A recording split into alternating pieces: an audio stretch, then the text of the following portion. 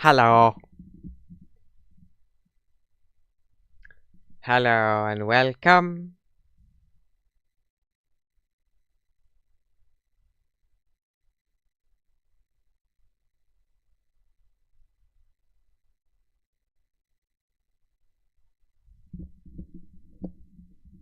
Right.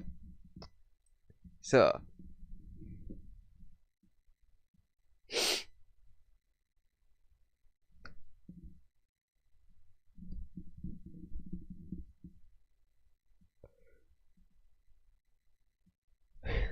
welcome to the April 2024 monthly update.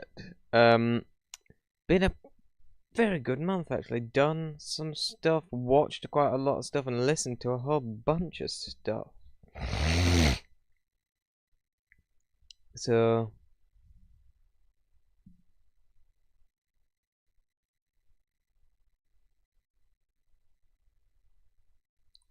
basically, hello,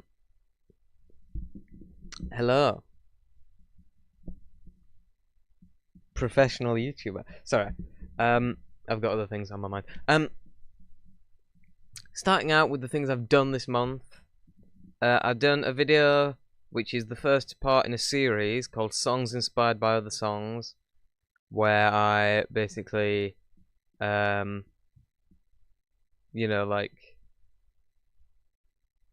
put songs, like clips of songs together that sound similar. Some of them I like confirmed that they were inspired by each other, and other ones I just found myself through listening to quite a lot of music. So there. But I'm quite happy with it. This is not the original version that I tried to upload because that had a couple more Beatles stuff in it, and it really didn't like that. So I cut the Beatles stuff out and uploaded this. That one is still like being like there's still an appeal going. So it's probably not going to get through. They're probably just going to do what they always do, which is just wait until the appeal date, which is always 30 days after I uploaded it, and then just reject it. That's what they always do. Rather than rejecting it immediately and saving your time, they always wait until the last possible second. So I know that they're going to do that. So I just uploaded it anyway with that bit cut out because I know the other one's going to get, the appeal is going to get rejected. So I didn't bother waiting. I just uploaded it. If by a miracle they do actually accept the appeal and let me put the original video up, I'll take this one down, or I'll make it unlisted or whatever. And then I've also put out this month the third single from Moid18 called Blank Face Blues. There's a YouTube link and a Bandcamp link there for you. So there's that. I've also this month obviously this isn't listed here because I haven't released them yet, but I've recorded about 3 songs this month, not including that one. I recorded that one a bit ago. Let me just find it here. How many songs have I recorded this month? 1, 2, 3. I've recorded 3 songs, and added harmonica to 2, which is the harmonica you hear on the single that I put out, Blank Face Blues, and also on what's going to be the B-side to that, I'm Under Arrest. That's what I planned the B-side to be at the moment. I may decide later. So now there's only one more song left to record for that album. It's still not going to be coming out until, I think, 4 months, because I'm trying to release everything every 2 months. That seems to be going well. And it also gives me a lot of time to like get a lot of stuff done on the next album, so that I can decide like what the album cover is going to be after having a few songs together and picking which one works. But anyways, that's that. Yay. Then things I've watched this month. Started with series 9 and 10 of Lego Ninjago. Very good. I don't know what else to say about it. I've already said pretty much everything there is to say. I don't remember the plot for these 2 seasons. I just know that it involves, I don't know, but I remember I enjoyed them. I don't know, whatever. No one cares. Then I watched a film called it's a Hammer horror film from 1958 called The Camp on Blood Island. Not fantastic. I mean, I watched the whole thing because I have a rule. I call it the 10-minute rule, which is I always, if I watch something, I have to watch it for at least 10 minutes, right? And if I get past 10 minutes, if I've watched it for longer than 10 minutes, I then have to watch the whole thing, or album, or whatever, you know? That's my rule. So I have 10 minutes to back out, basically. And once I'm past 10 minutes, I have to carry on watching the film. And I made it past 10 minutes. Because I expected it to maybe get better. It didn't really. But it was alright. There's some pretty good actors in it who've been, you know, good in other things, but this is just, it's not brilliant. Then, on the complete opposite end of the spectrum, a fantastic film, probably the best film I've watched this year so far for the first time. The Vanishing from 1988. Amazing. Dutch sort of thriller horror thing. I don't want to give any spoilers away, but it is a really, really good film. Annoying thing is when I sometimes like screen record stuff on these websites because you can't download them, so I screen record them with OBS, which is actually what I'm using to live stream with now. And I'll screen record them and I upload them to YouTube privately, but I didn't know that if you upload a video to YouTube privately and then take it down, you then can't upload it again if it blocks it. If you put it up and it blocks it, you can still watch it if you keep it private. But if you take that video down and put it back up, you then can't re-upload the video. I didn't know that. I wish it had given me a warning about that, but no. So I'm gonna have to get The Vanishing on DVD to be able to show it to my parents, because it's one of those films that I show my parents films that I really like, and this one is one that I really wanted to show my mum, and we started watching it, but the version I uploaded, the thing about the website I use is it like has little skips where it like pauses and it buffers and stuff like that. But often it'll just be like really short ones that you don't catch, and obviously I don't really sit here and watch it while it's playing that. I'll leave it recording while I do something else, and so I don't notice these. And when I look back through it, I just skip through. So I notice any really long pauses, but short pauses I didn't notice. And I was watching it with my mum, and it kept doing like for just a few seconds, and it, you know, like that. So you don't really notice it when you're skipping through, but when you're watching it, it makes it unwatchable. And so I took that version down, recorded it again, made sure there were no skips, and then uploaded it again, but it wouldn't let me upload it. So I'm gonna have to get it on DVD. Anyway. Then I watched a film called Alice, Sweet Alice from 1976. This one's a strange one. It's a very weird film. I mean, I found it because I looked through... I wanted to watch some horror films. That's actually where I found Camp on Blood Island and The Vanishing as well. I just googled, like, greatest horror films of all time. The Vanishing, absolutely, I would agree with that. But the Camp on Blood Island and Alice, Sweet Alice... I mean, I certainly enjoyed Alice, Sweet Alice more than Camp on Blood Island, because it was in a decade that I actually enjoy. But it was very strange. It's a very strange film. I've got an itch there. You don't care. I've made it go all red now. It's embarrassing. So, basically, because the rest of it isn't embarrassing, just that bit. It's just very strange. An interesting thing, the main actor who plays the little girl called Alice, she was actually 19 when they recorded the film, but she's like, I don't know if she had some kind of degenerative, it wouldn't be degenerative, it'd just be sort of slow, I don't know, she was short basically, and she looked like, the only thing that gave away, I started watching it, and I thought, she has a very mature voice for like a 12-year-old, and I looked it up, and she was actually 19 when they recorded it. But she had some kind of thing which stopped her from growing, and so she looked about 12. There could have been other uses for that as well, but we won't go into that. Then The film, it's not fantastic, though. I wouldn't recommend it, really. But anyway. Then I watched Lego Ninjago Series 11. This was quite good. It's sort of split into 2 bits. And the first bit is they're battling this snake lady. And then the second bit is they're in this, like, ice kingdom. And they're essentially 2 completely different series. One thing that did change for Series 11, which I don't like, is the fact that they halved the lengths of the lengths. They halved the lengths of the episodes so that they're only 11 minutes rather than 22. I mean, it doesn't really matter because you can watch 2 at a time, but it does mean that they have to change the way they lay stuff out. And I mean, it doesn't stop it from being good, but it's just, you know, it would have been. And it's not like the season was any shorter because there's about 30 episodes in this season, whereas the previous seasons had like less than that. So it's about the same length. It's just the episodes are shorter. But anyway, I still enjoyed it. So there, and I actually remember stuff about it as opposed to Series 9 and 10. So, you know, have something going for it.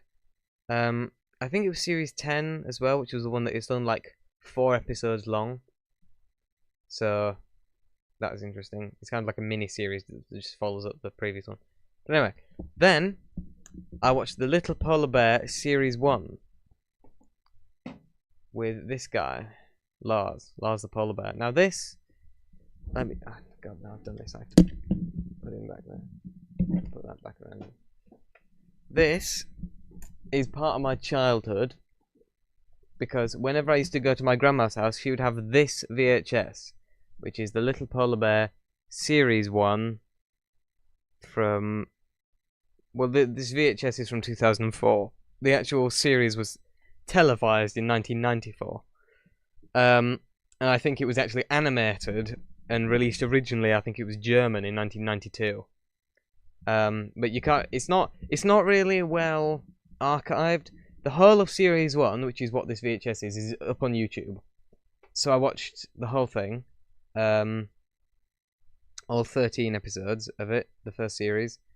And I very much enjoyed it. I mean, obviously, I've probably watched it 50 times since I was a kid. And this actually isn't an original VHS because my grandma got rid of the original, so I had to buy it again on eBay. And same with my 2 Mickey Mouse VHS tapes. It's a free country. Anyway, but yeah, it's very good. I mean, I doubt anyone watching it for the first time as an adult would enjoy it, but when when it's part of your childhood, and you're watching it with a sort of teddy of the main character, and this isn't just a polar bear. I've been told. I mean, there's no proof because he doesn't have a label, but my grandma assures me that this is a Lars toy and not just a polar bear. So I have to take her word for that. But he's about as old as I am. I've had him since like I was very, very young indeed. But anyway, then I watched part of Series 2. Now, Series 2 isn't as well archived as Series 1. I believe it was still released on VHS in its entirety. But I don't have that. And even if I did, I wouldn't have anything. I mean, I didn't watch Series 1 on the VHS. I watched it on YouTube. There's a link there. But I made a playlist of all the available episodes that are released on YouTube. I didn't really look anywhere else, but I can't imagine they're available anywhere else either. I looked it up, and there's only 5 episodes of Series 2 available on YouTube. So I put them in a playlist, and playlist is linked there. They are The Book, The Flower, The Teddy Bear, The Concert, and The Sledge Dog. And I watched them, and they were quite good as well. But obviously they're not exactly part of my childhood like Series 1 was. But it's a shame. I'm gonna have to probably get the Series 2 VHS and maybe scan it myself at some point. I mean, I don't have anything to do that with at the moment, but I'm sure it's not too difficult to do. But anyway, that is that. If I had to recommend one film or one thing out of this watched segment to film and TV show segment for you to watch, it would be The Vanishing from 1988. One of the greatest films of all time. One of the greatest films I've seen. Definitely the greatest film I've seen so far this year. So very, very good. Then we move on to things I've listened to. Albums. We got some very good stuff this month, and some not so great stuff, but pretty good stuff as well. So we start off with Blue Oyster Cult's debut self-titled album from 1972. I can't remember anything about it. I still put it on my phone though, so I must have enjoyed it. I just haven't re-listened to it. I mean, it must have been good, because like I said, I immediately put it on my phone, but you know. There, I can't remember anything about it. All I remember is that one of the songs was, it took the main riff from the Black Sabbath song The Wizard, and I included it. That's actually what inspired me to make the songs inspired by other songs series. And it is actually the first one in that video, because it was what, and that is confirmed that they were inspired by the Black Sabbath. So there. In fact, the band themselves aspired to be the American version of Black Sabbath. They were really big fans. So that's how that happened. Then I listened to Robert Fripp's Exposure from 1979.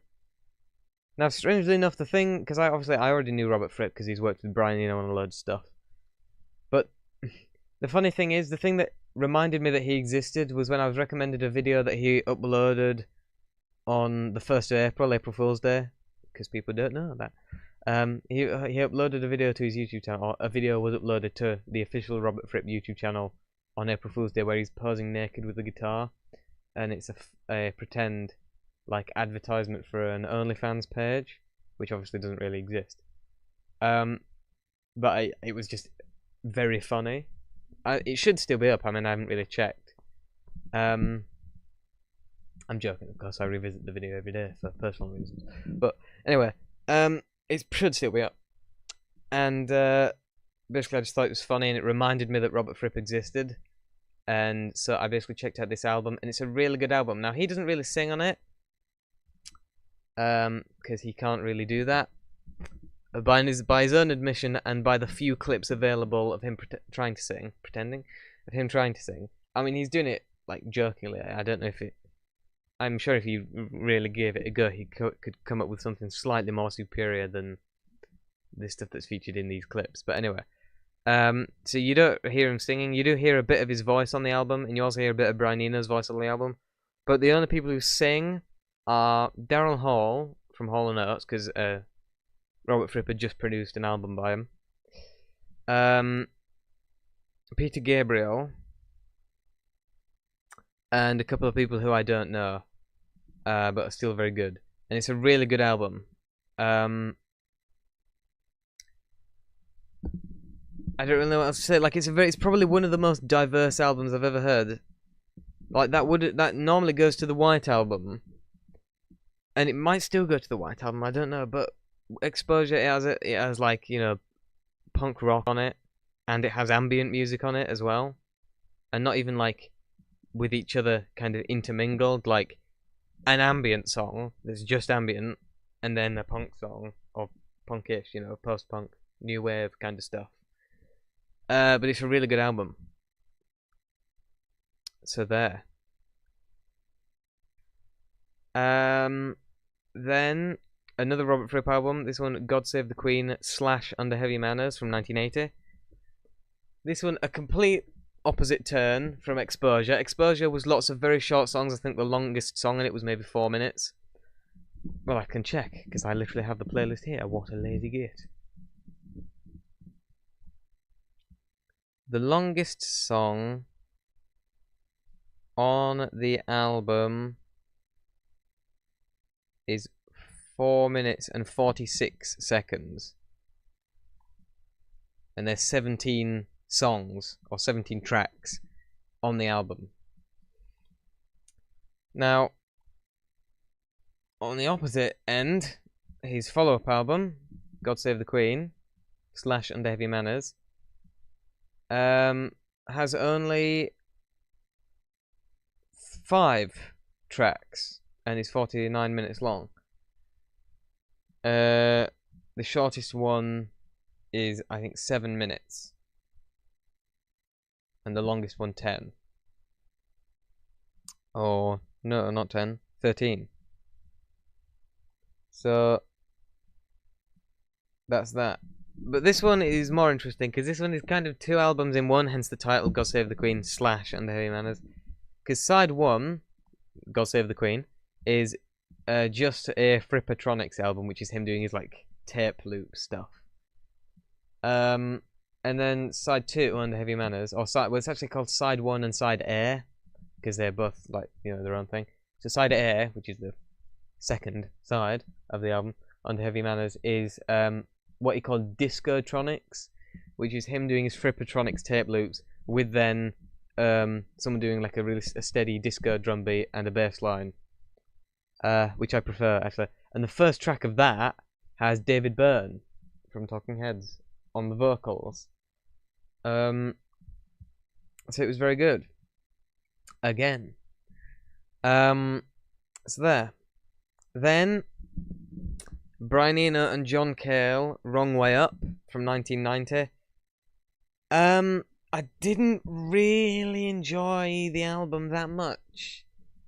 It was kind of, I thought it was very sort of overproduced. I just didn't really like it that much.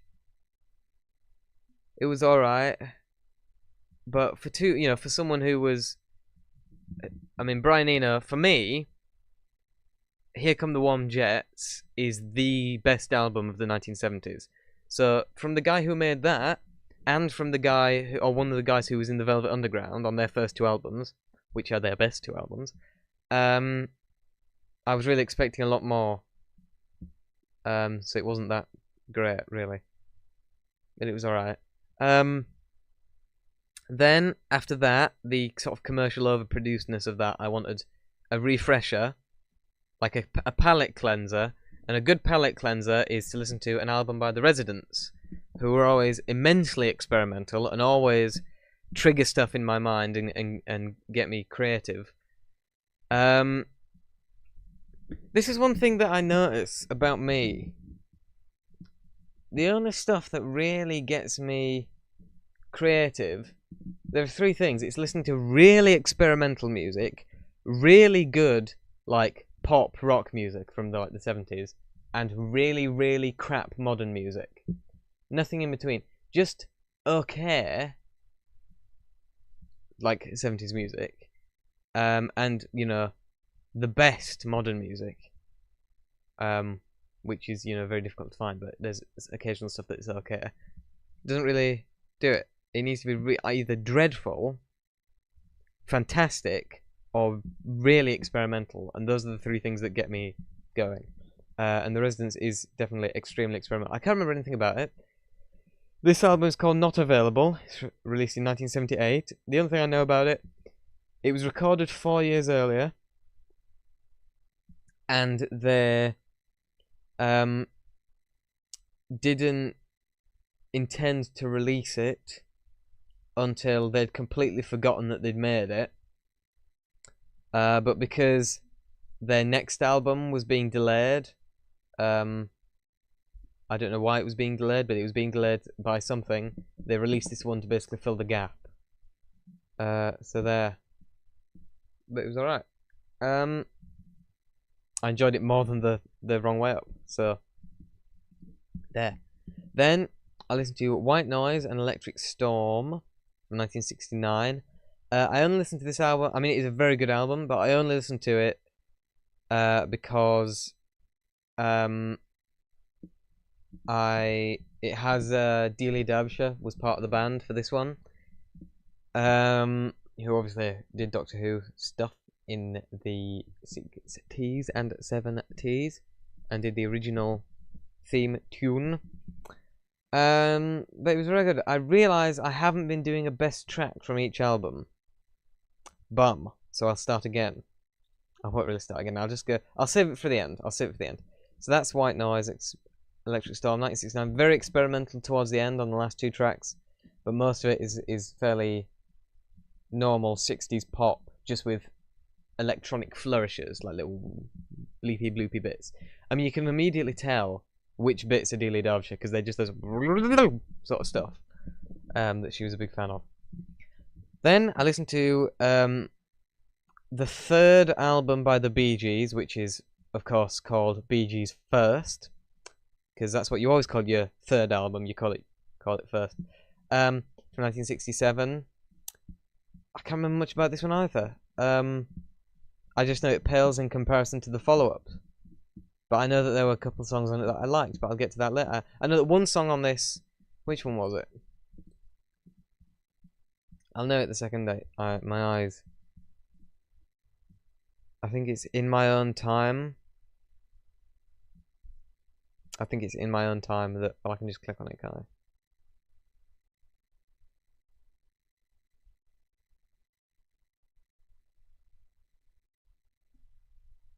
Yeah. In My Own Time is basically just the Beatles' Taxman, just with different lyrics. So that's that. Then I listened to the follow-up album to that, Horizontal from 1968, also by the Bee Gees, obviously.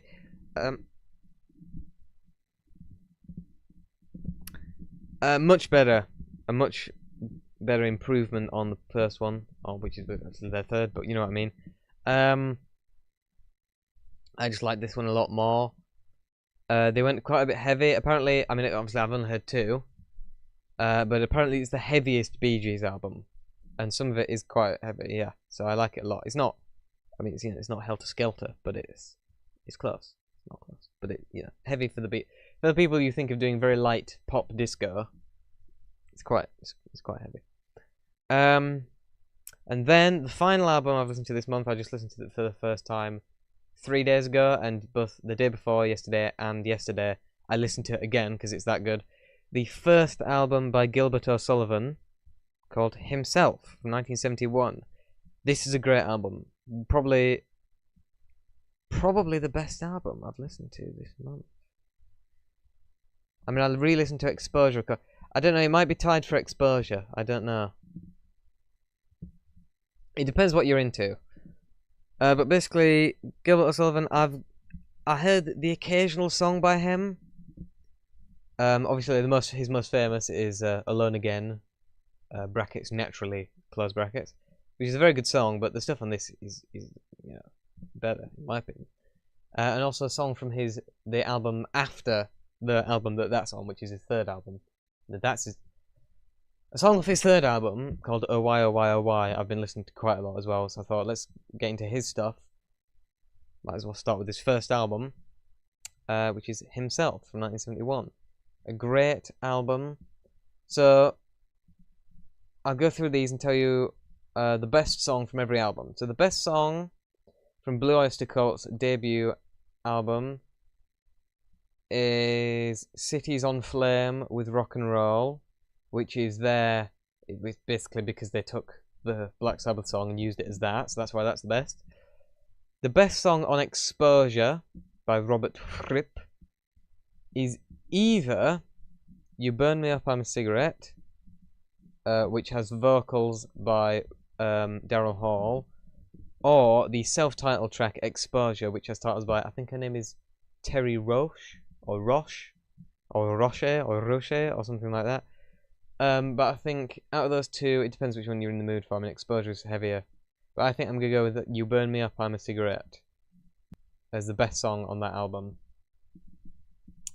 with vocals by Daryl Hall. The best song on God Save the Queen / Under Heavy Manners is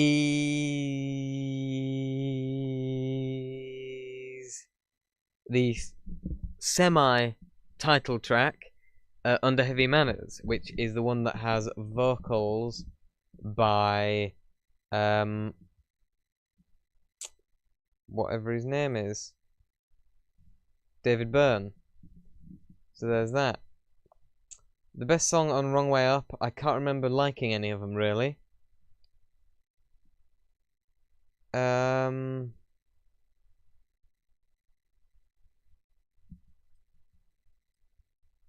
recall Empty Frame being quite good.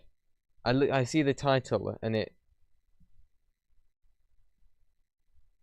I remember that being one that I quite liked from it, but I only listened to it once, so there. Not available doesn't really have songs, it just has tracks.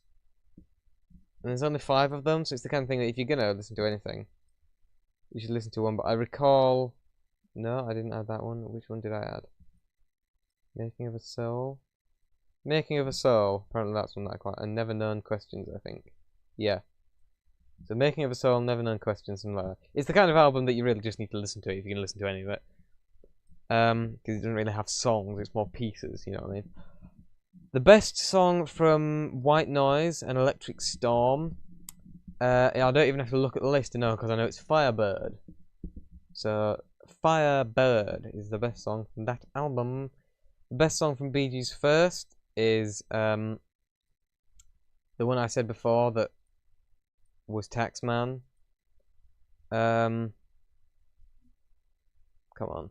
In My Own Time. It's basically just them doing Taxman again. The best song from the Bee Gees Horizontal is The Change Is Made. It's the heaviest song on the album. For me, anyway. It's got Robin on vocals, Robin Gibb. And it's very good. If you only know the Bee Gees for their disco stuff, you'll only know Barry Gibb as the vocalist, because he was the one who did the vocalist on pretty much all the disco stuff, all the hits anyway, Staying Alive, you know, Night Fever, all that. But Robin did about as much vocals in the early 60s, in the early days, i.e. the 60s. And he does vocals on that song, The Change Is Made, which is the best song on the album for me. And then, finally, Gilbert O'Sullivan's Himself, from 1971, which I think is tied for exposure as the best album. If you only listen to one album, if you prefer more experimental stuff, go with Robert Fripp's Exposure from 1979. And if you prefer more just regular sort of 70s pop rock stuff from the early 70s, think Beatles kind of stuff, go with Gilbert O'Sullivan's Himself. And the best song on the album is, I mean, it's a really good album. Like, even just the little intro and outro he does, which together add up to less than a minute. The intro is 25 seconds and the outro is 38 seconds. So they actually add up to a bit more than a minute, but whatever. Even they're great. And they're just the intro and the outro. You can say, like, thank you for buying my album. That kind of stuff. But even they're great. But I'd say, if you can only listen to one song, get a life and start listening to full albums, you moron. But anyway, the best songs on the album are either Thunder and Lightning or Doing the Best I Can, which are the fourth from the end and second from the end, respectively. But it's just a great album, and I look forward to listening to more of his stuff very soon. But yeah, that's it. Thunder and Lightning or Doing the Best I Can. Thunder and Lightning is more sort of honky-tonk blues kind of stuff, and Doing the Best That I Can is more of a kind of rock song. So depending on which one you're more interested in, go for that. And that is pretty much it. Next month, obviously we're reviving the gaming channel, because I took a bit of a break. Because I was just getting very tired, and there was a lot of stuff that was going to be going on in April.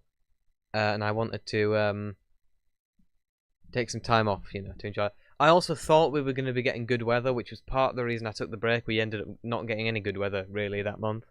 It was a bit of a waste, but I still needed a break. But we're off the break now for, I think, let me just check. Beep beep boop beep boop boop beep beep boop beep ba ba ba ba ba.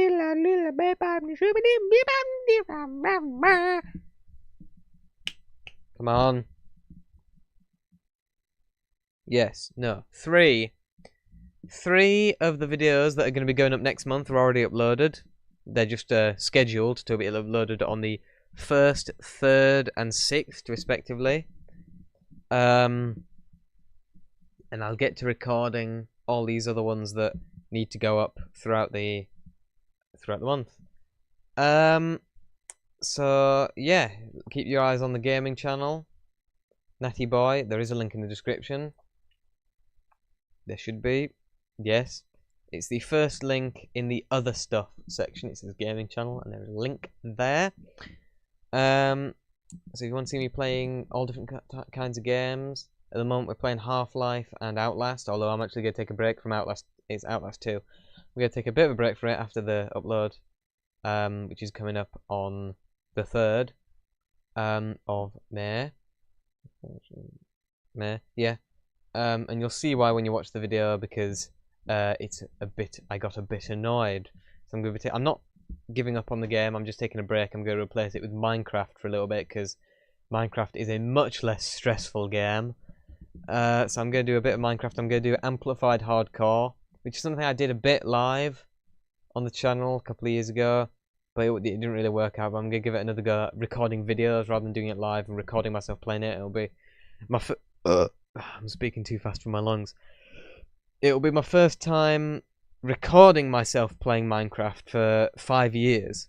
2019 was the last time I actually recorded a Minecraft video. All the Minecraft stuff I've done since then has been live streams and just playing in my own time, not recording it. Which I've actually done quite a bit this month. This month, I've been playing a lot of Minecraft and listening to the Ricky Gervais show. So there. But anyway, so yeah, just a quick recap. If you can only consume one piece of content that I've created this month, I would like you to listen to the latest single from Moid, Blank Face Blues. There's a YouTube link and a Bandcamp link, depending on which particular where you like to consume your music, whether you like it on YouTube or on Bandcamp, or you can purchase it for not a lot of money. I think it's £1. And I don't even think I've got my PayPal set up, so the money probably wouldn't get to me anyway. But anyway, if you can only watch one thing this month, I would recommend The Vanishing from 1988. One of the greatest films I've ever seen, and easily the best one this month. And if you can only listen to one album, I'd recommend either Robert Fripp's Exposure, if you're in a more experimental mood, or Gilbert O'Sullivan's himself, if you're in a more upbeat pop mood. Both brilliant albums. Everything, most of the stuff I've watched and listened to this month has been really good. It's been a pretty good month, really. I've been on a brief holiday to our little holiday cottage that we have at an undisclosed location. And I hope you guys have had a good month, and I hope you guys have another good month next month, because the weather today has actually been quite nice. Not quite warm enough to sit outside, but warm enough for me to go outside and water the plants. It's currently 16 degrees. It was 17 about half an hour ago, something like that. And hopefully the weather reports are wrong, because according to the weather forecast, it's only going to reach 19 degrees. That's going to be the peak this year, 19 degrees. And that would be a shame, so hopefully they're wrong, which they are, because it certainly didn't say it was going to be 17 degrees today, but it has been. So, yeah, so hopefully we get some very nice weather in the following months. And I hope you guys get nice weather too, and if you don't, I hope you have a nice month anyway. Keep being human. Inspirational word indeed. Goodbye.